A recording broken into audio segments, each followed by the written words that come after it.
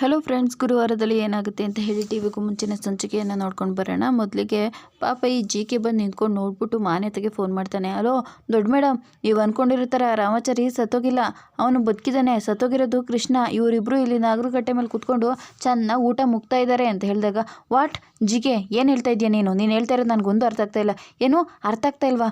ಅಯ್ಯೋ, ಈ ನೆಟ್ವರ್ಕ್ ಬೇರೆ ಇಲ್ವಲ್ಲಪ್ಪ. ಮೇಡಮ್ ಕೇಳಿಸ್ತಾ ಇದೆಯಾ? ಇಲ್ಲಿ ದೊಡ್ಡ ಡ್ರಾಮನೇ ನಡೀತಾ ಇದೆ. ಡ್ರಾಮನ ಅದೇನು ನೆಟ್ವರ್ಕ್ ಇರೋ ಕಡೆ ಬಂದು ನಿಂತ್ಕೊಂಡು ಮಾತಾಡೋ ಜಿಕೆ, ನೀನು ಮಾತಾಡ್ತಾ ಇರೋದು ನನಗೇನು ಕೇಳಿಸ್ತಾ ಇಲ್ಲ, ತಲೆಹರಟೆ ಮಾಡಬೇಡ ಅಂತ ಹೇಳಿದಾಗ, ಮೇಡಮ್ ನೀವು ಏನೇನೋ ಅಂದ್ಕೊಂಡಿದ್ದೀರಾ ಮೇಡಮ್, ಸತ್ತೋಗಿರೋದು ಆ ಕೃಷ್ಣ, ರಾಮಾಚಾರಿ ಅಲ್ಲ, ಅವನಿನ್ನೂ ಬದುಕೇ ಇದ್ದಾನೆ. ಇವರಿಬ್ಬರು ಇಲ್ಲಿ ಊಟ ಮಾಡ್ತಾ ಇದ್ದಾರೆ. ಮೊದಲೋಗಿ ಡೈರೆಕ್ಟಾಗಿ ಹೇಳಿಬಿಡೋಣ ಅಂತ ಹೇಳಿ ಅಲ್ಲಿಂದ ಹೊರಟ್ಬಿಡ್ತಾನೆ. ಈ ಕಡೆ ಅಜ್ಜಿ ಮತ್ತು ಜಾನಕಮ್ಮ ಇಬ್ಬರು ಕೂಡ, ಜಾನಕಿ ಎಲ್ಲೇ ಚಾರು ಇಷ್ಟೊತ್ತಾದರೂ ಬರಲೇ ಇಲ್ಲ, ಏನೋ ಎಂತೋ ಒಂದು ಫೋನ್ ಇಲ್ಲ, ಕತೆ ಇಲ್ಲ ಅಂತ ಹೇಳಿದಾಗ ಬರ್ತಾಳೆ.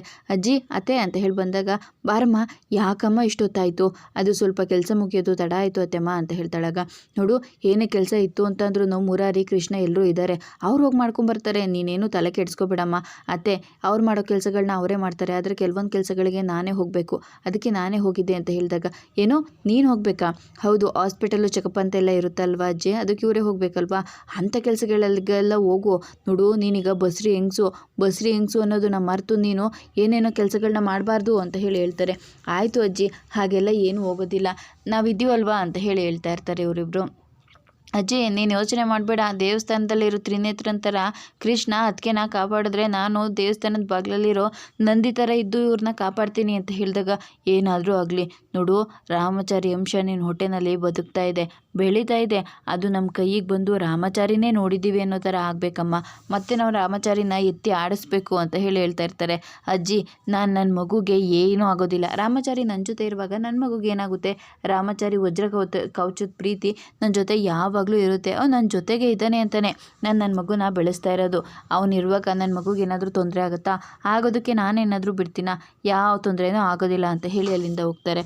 ಸರಿ ಆಯಿತು ಅಂತ ಹೇಳಿ ಇವರೆಲ್ಲರೂ ಕೂಡ ಖುಷಿಯಾಗೇ ಇರ್ತಾರೆ. ಈ ಕಡೆ ನವದೀಪ್ಗೆ ಪೊಲೀಸ್ ಸ್ಟೇಷನಿಂದ ಫೋನ್ ಬಂದಿರುತ್ತೆ, ಜಯಶಂಕರ್ ಹತ್ರ ಸೈನ್ ಮಾಡಿಸಿದ್ದೀವಿ ಅಂತ ಹೇಳಿರ್ತಾರೆ. ಆಗ ವಾಟ್, ಹೌದಾ ಇನ್ಸ್ಪೆಕ್ಟರ್, ಇದಕ್ಕೆ ನಿಮಗೆ ಪಾರ್ಟಿ ಎಲ್ಲ ಯಾಕೆ? ಒಂದು ಪ್ರಾಪರ್ಟಿನೇ ಕೊಡಿಸ್ಬಿಡ್ತೀನಿ ಬನ್ನಿ ಅಂತ ಹೇಳಿದಾಗ, ಓಕೆ ಸರ್, ಎಲ್ಲ ರೆಡಿ ಆಗಿದೆ ಅಲ್ವಾ, ಇನ್ನು ನಮ್ಮದು ಕಾಮ್ ಮಿಲ್ತಾಯೇ ಅಂತ ಹೇಳ್ತಾನೆ. ಆಗ ಸರಿ ಆಯಿತು ಅಂತ ಹೇಳಿ ಅವರು ಕೂಡ ಖುಷಿ ಪಡ್ತಾ ಇರ್ತಾರೆ. ಸರ್ ಇವಾಗ ಜಯಶಂಕರು ಸೈನ್ ಮಾಡಿದ್ದಾಯ್ತಲ್ವಾ, ಈಗ ಮುಂದೆ ಆ ಮಾನ್ಯತೆ ಸೈನ್ ಮಾಡಬೇಕಲ್ವಾ?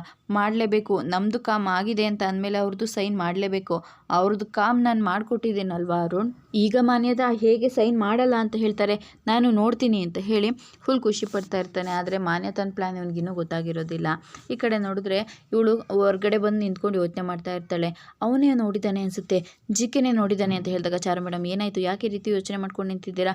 ರಾಮಾಚಾರಿ ಅವಾಗ ನಾವು ಊಟ ಮಾಡ್ತಾ ಇರಬೇಕಿದ್ರೆ ಯಾರೋ ನೋಡ್ದ ಅಂತ ಅನ್ನಿಸ್ತಲ್ವಾ? ಅದು ಯಾರು ಅಂತ ಗೊತ್ತಾಗಲಿಲ್ಲ, ಆದರೆ ಈಗ ಯೋಚನೆ ಮಾಡಿ ನೋಡಿದ್ರೆ ಆ ಜಿಕೆ ನೋಡಿದ್ದಾನೆ ಅನ್ನಿಸ್ತಾ ಇದೆ. ಹಾಗಿದ್ರೆ ಅವನೋಗಿ ನಿಮ್ಮ ಅಮ್ಮನ ಹತ್ರ ಎಲ್ಲ ವಿಚಾರನೂ ಹೇಳ್ಬಿಡ್ತಾನೆ. ಹೌದು ರಾಮಾಚಾರಿ, ಮತ್ತೇನು ಮಾಡೋದು, ಇವಾಗ ಸಿಕ್ಕಾಕೊಂಡ್ಬಿಡ್ತೀವಲ್ವಾ, ಒಂದೇ ಒಂದು ನಿಮಿಷ ಇರು ಅಂತ ಹೇಳಿ ಮತ್ತೆ ಅವ್ರ ಅಮ್ಮಗೆ ಫೋನ್ ಮಾಡ್ತಾಳೆ. ಹಲೋ ಅಮ್ಮ ಅಂತ ಹೇಳಿ ಹೇಳ್ತಾ ಇರ್ತಾಳೆ. ಬೇಬಿ ವಾಟ್ ಹ್ಯಾಪನ್, ಏನಾಯಿತು ಅಂತ ಹೇಳಿ ಕೇಳ್ತಾಳೆ. ಆಗ ಅಮ್ಮ, ನನಗೆ ಈ ಮನೆಯವರೆಲ್ಲರೂ ಕೂಡ ಸಂಪ್ರದಾಯ ಅನ್ನೋ ಹೆಸರಲ್ಲಿ ಚಿತ್ರ ಹಿಂಸೆ ಕೊಡ್ತಾ ಇದ್ದಾರೆ. Baby why are you crying, just 2 months ಅಲ್ವಾ? ಇಲ್ಲಮ್ಮ, ನನ್ನ ಕೈಯಲ್ಲಿ ಇಲ್ಲಿರೋದಕ್ಕೆ ಆಗ್ತಾ ಇಲ್ಲ, ನನಗೆ ಹಿಂಸೆ ಆಗ್ತಾ ಇದೆ. ಏನಾಯಿತು ಬೇಬಿ, ಏನಾಯಿತು ಹೇಳು ಅಂತ ಹೇಳಿದಾಗ, ಯಾವುದೋ ನಾಗರಕಟ್ಟೆ ಮೇಲೆ ಕೂರಿಸಿ ನನಗೂಟ ಮಗು ರಾಮಾಚಾರಿ ಥರ ಇರಬೇಕು ಅಂತ ಹೇಳಿ ಆ ಕೃಷ್ಣನ ಕೈಯಲ್ಲಿ ನನಗೂಟ ಮಾಡಿಸಿದ್ದಾರೆ. ವಾಟ್, ಸಂಪ್ರದಾಯ ಅಂತ ನನ್ನ ಕೈಯಲ್ಲಿ ಏನೇನೋ ಮಾಡಿಸ್ತಾನೆ ಇದ್ದಾರೆ ಮಾಮ್ ಅಂತ ಹೇಳಿದಾಗ, ಬೇಬಿ ಜಸ್ಟ್ 2 months ಅಲ್ವಾ, ನೋಡು ರಿಲ್ಯಾಕ್ಸ್ ಆಗು, ಡೋಂಟ್ ಕ್ರೈ, ಅಳ್ಬೇಡ, ನೀನು ಮೊದಲು ನಿಲ್ಲಿಸು, ಜಸ್ಟ್ 2 months ಹೇಗಾದರೂ ಅಡ್ಜಸ್ಟ್ ಮಾಡ್ಕೊಂಡಲ್ಲಿ ಇದ್ಬಿಟ್ಟು ಬಂದ್ಬಿಡು, ಆಮೇಲೆ ಇನ್ಯಾವ ಪ್ರಾಬ್ಲಮ್ಮು ಬರಲ್ಲ ಅಲ್ವಾ ಅಂತ ಹೇಳ್ತಾಳೆ. ಸರಿ ಆಯಿತು ಮಾಮ್ ಅಂತ ಹೇಳಿ ಕಟ್ ಮಾಡಿಬಿಡ್ತಾಳೆ. ಆಗ ಚಾರು ಮೇಡಮ್ ಸೂಪರಾಗಿರೋ ಐಡಿಯಾ ಮಾಡಿದ್ರಿ, ಅಂತೂ ನಿಮ್ಮಮ್ಮಂಗೆ ಇವಾಗ ಡೌಟ್ ಬರಲ್ಲ ಅಲ್ವಾ? 100% ಬರಲ್ಲ ಅಂತ ಹೇಳ್ತಾಳೆ. ಈ ಕಡೆ ಇವನು ಓಡ್ ಬರ್ತಾನೆ, ದೊಡ್ಡ ಮೇಡಮ್ ಅಂತ ಹೇಳ್ತಾನೆ. ಏನಾಯಿತು ಜಿಕೆ, ಯಾರು ಸತ್ರು ಅಂತ ಹೇಳಿ ಹಿಂಗೆ ಓಡ್ ಬರ್ತಾ ಇದೆಯಾ? ಮೇಡಮ್ ಸತ್ತಿರೋದಲ್ಲ ಮೇಡಮ್, ಸತ್ತಿರೋರು ಹುಟ್ಟು ಬಂದಿದ್ದಾರೆ ಅಂತ ಹೇಳಿ.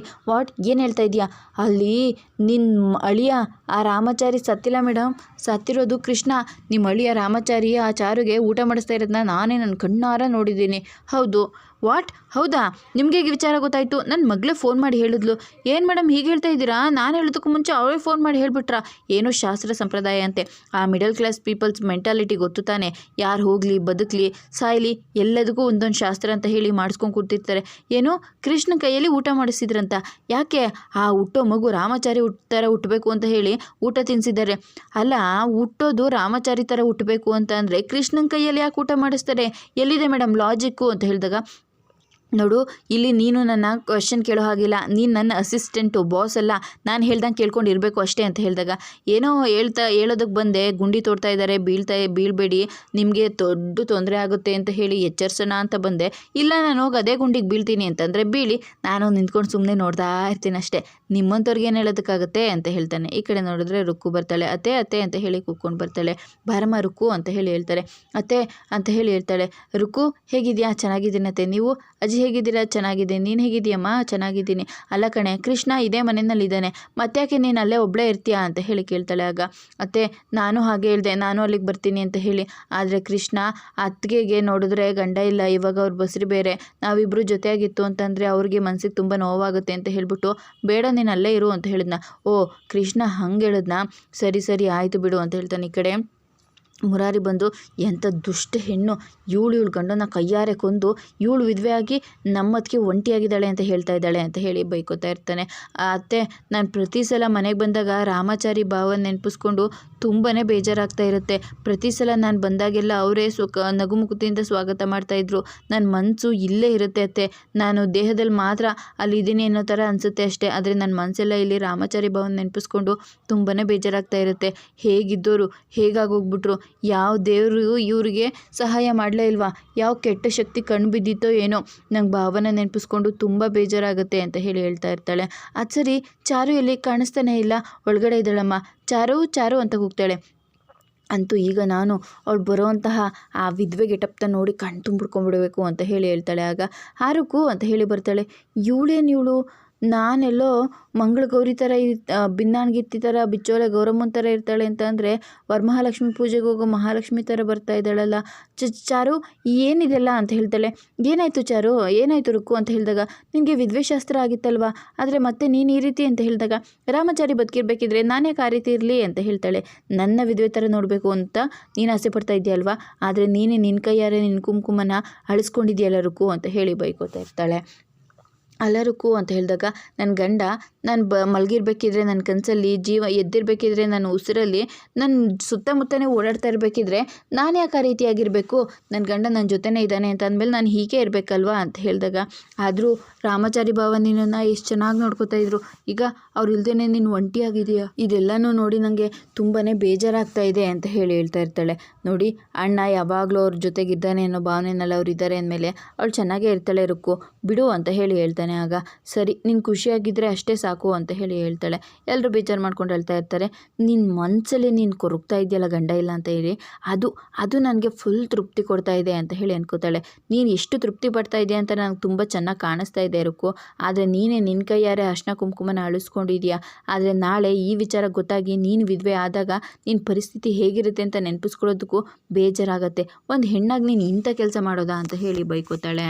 ಆಗ ಅಜ್ಜಿ, ಹೋಗು ರುಕುಗೆ ಜ್ಯೂಸ್ ಏನಾದರೂ ಕೊಡು ಅಂತ ಹೇಳಿ ಹೇಳ್ತಾರೆ. ಸರಿ ಅಂತ ಹೇಳಿ ಚಾರು ಕೂಡ ಅಲ್ಲಿಂದ ಹೋಗ್ಬಿಡ್ತಾಳೆ. ಹಬ್ಬ, ಈ ಮನೆಗೆ ಬಂದರೆ ಈ ಚಾರು ನೋಡಿ ಖುಷಿ ಪಡೋದಿದೆಯಲ್ಲ, ಆ ಖುಷಿ ಪಡೋ ಮಜನೇ ಬೇರೆ ಅಂತ ಹೇಳಿ ಹೇಳ್ತಾಳೆ. ಸರಿ ಅಂತ ಹೇಳಿ ಎಲ್ಲರೂ ಕೂಡ ಆ ಕಡೆ ಈ ಕಡೆ ಹೋಗ್ಬಿಡ್ತಾರೆ. ಇವಳು ಆರಾಮಾಗಿ ಕೂತಿರ್ತಾಳೆ. ನವನೀತ್ ಬರ್ತಾನೆ.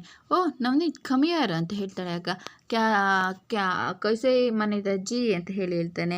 I am good, sit down. ಏನು ಇನ್ಫಾರ್ಮ್ ಮಾಡದೆ ಬಂದಿದ್ಯಾ, ಇನ್ಫಾರ್ಮ್ ಮಾಡಿಬಿಟ್ರೆ ನಾವು ಅಲರ್ಟ್ ಆಗಿಬಿಡ್ತೀವ ಅಂತ ಹೇಳಿ ಜಿ ಕೆ ಬರ್ತಾನೆ. ಆಗ ಜಿ ಕೆ ಸ್ವಲ್ಪ ಬಾಯಿ ಮುಚ್ಕೊಂಡಿರ್ತೀಯಾ, ಓಕೆ ಓಕೆ ಅಂತ ಹೇಳಿ ಸುಮ್ಮನಾಗ್ತಾನೆ.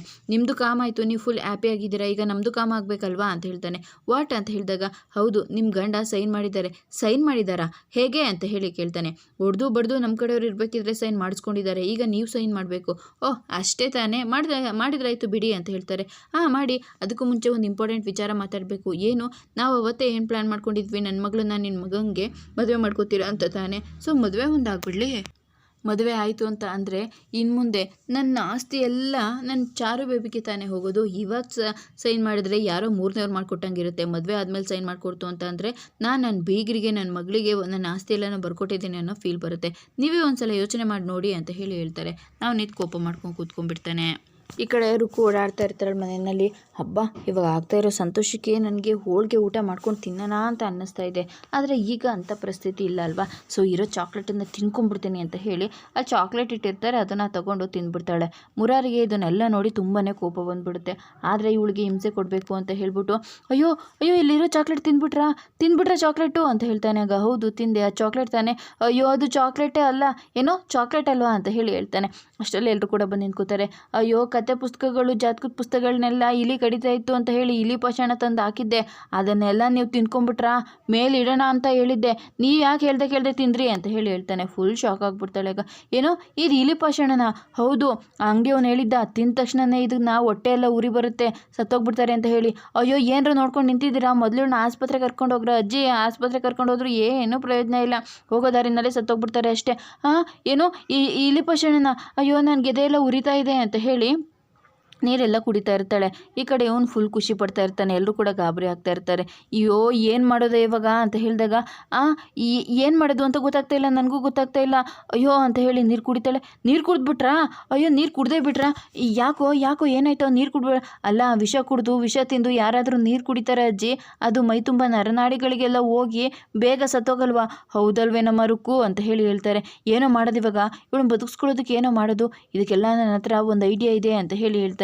ಏನೋ ಐಡಿಯಾ ಅಂತ ಹೇಳಿದಾಗ, ಇರಿ ನಾನು ಬರ್ತೀನಿ ಅಂತ ಹೇಳಿ ಹೋಗಿ ಆರೆಂಜ್ ಕಲರ್ದು ಒಂದು ಜ್ಯೂಸ್ ತೊಗೊಂಡು ಬರ್ತಾನೆ. ಆಗ ಏನೋ ಇದೇ ಮದ್ದು, ಇದನ್ನು ಕುಡಿದ್ರೆ ಎಲ್ಲ ವಾಮಿಟ್ ಆಗಿಬಿಡುತ್ತೆ, ಅವಾಗ ಸರಿ ಹೋಗ್ಬಿಡ್ತಾರೆ ಅಂತ ಹೇಳಿ ಹೇಳ್ತಾನೆ. ಸರಿ ಆಯಿತು ಅಂತ ಹೇಳಿ ಎಲ್ಲ ಸೇರಿ ಕುಡಿಸ್ತಾ ಇರ್ತಾರೆ.